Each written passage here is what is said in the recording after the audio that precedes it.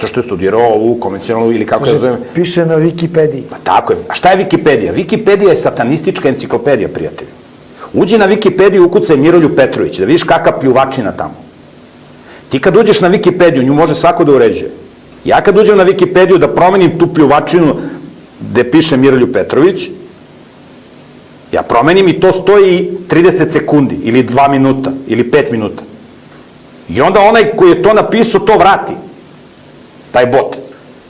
I onda mi napiše u komentaru kad ja na to kliknem, ha, majmune, ne možeš ti to da promeniš.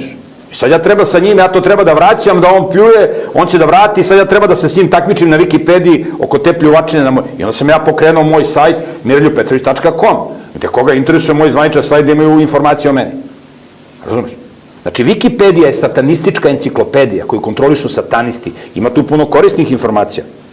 Ali suštinske informacije za promovisanje satanizma su tu prisutne o svim centralnim pitanjima. Pogledaj šta se tu piše i o Srbima, i o Republici Srpskoj, i o Srebrenici i tako dalje, i sve će ti biti jasno. Znači, to je satanistička enciklopedija. A ti, ako hoćeš, prijatelju, da se informišeš preko Wikipedije, srećan ti put.